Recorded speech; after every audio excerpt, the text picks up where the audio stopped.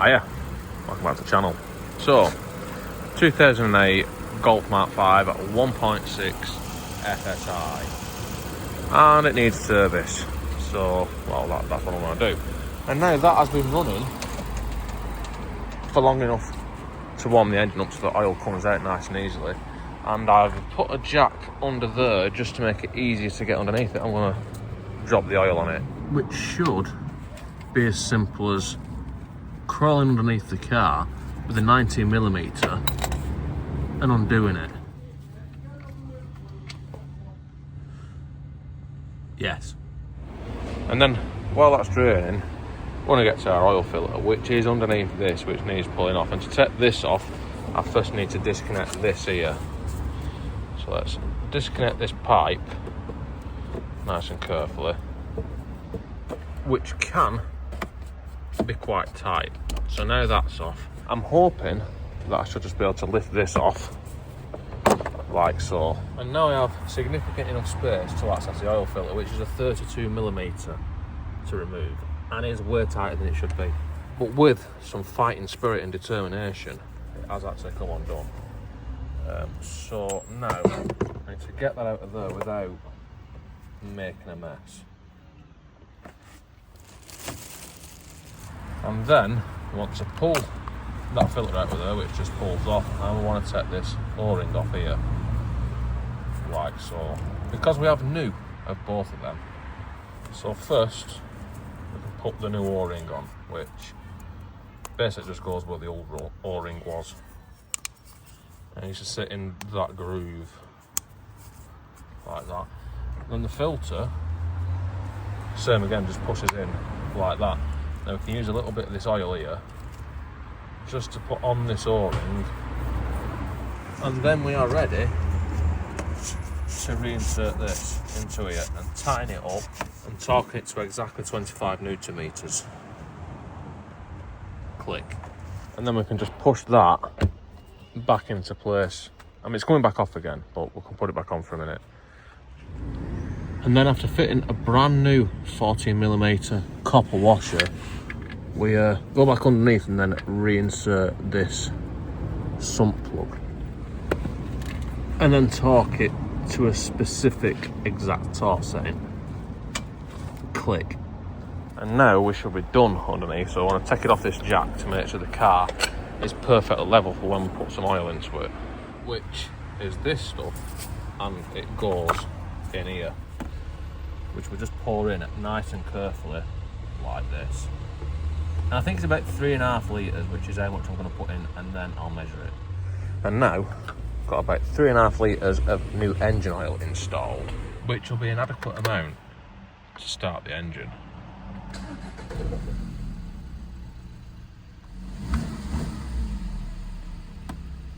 Yes. Which is the reason why I pushed this back on, even though I've got to take it off again to do the plugs and what have you. So now I need to top the oil up to the desired level. Now it's filled the oil filter up, which is anywhere within them hash marks on the dipstick, but I like to put them near the top if possible. So that is now full.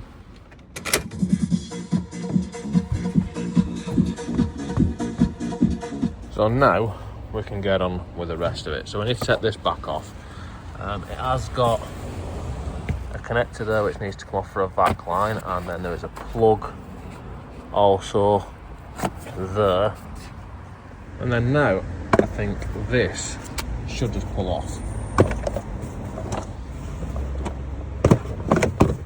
Yes. Better. And now we have successfully removed the engine cover, we can get to this bit, which these are our coils, which we need to pull off to get to the sparkle plug. And this one will just about reach all the way out, so we don't need to unplug it. I'm not sure if them on the wire is too tight to do that, but if it is, we'll need to squeeze that and then pull it to remove the wire first. I don't know if I'll have to do that or not, but that's how you unplug the coils anyway. That will be plugged back in. Now let's remove that spark plug, which is a 16mm spark plug socket, and then we can use a manga nut to retrieve the sparkler plug, which looks like that. And at this point we can compare it to the new spark plug to make sure we have in fact got the correct spark plugs, which it appears that that'll fit just fine. So let's throw that into here nice and carefully, and then torque it up as required. Click. And now that's one spark plug replaced, I need to do the same with the other three.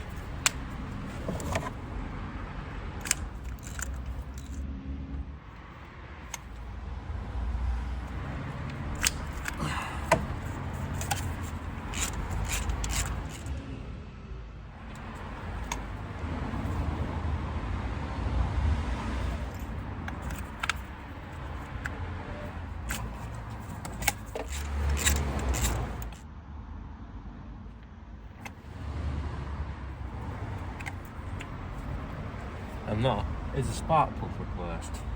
And so now we can move on to replacing the air filter, which is inside here on the back of the engine cover. So I've got numerous screws to remove. I think there's 7.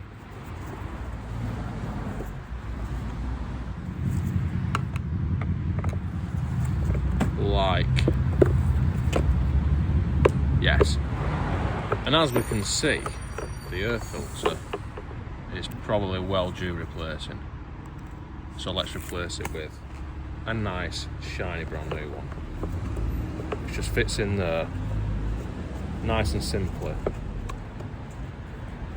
like something like that. And then we need to put it back together, which if you look at them there, we need to hook them onto these bits like that, and then we just need to tighten the screws back up.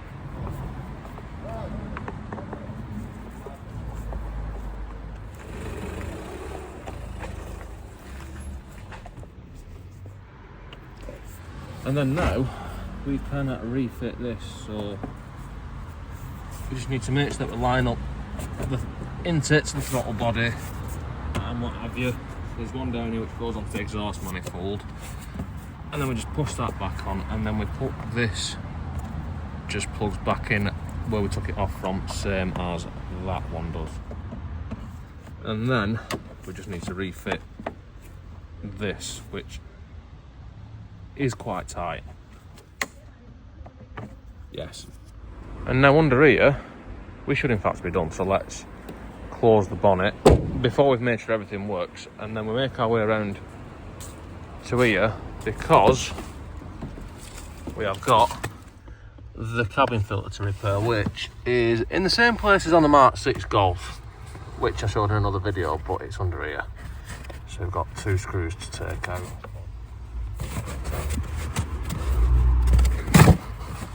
And then with that removed, we can get under here now.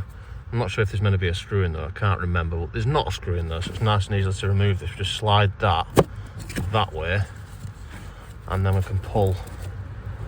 Yes.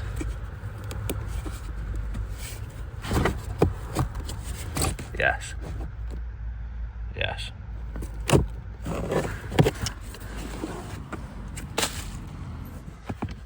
And then with the old filter and half a tree removed, we can then fit the new filter, which is just the opposite of taking the old filter out.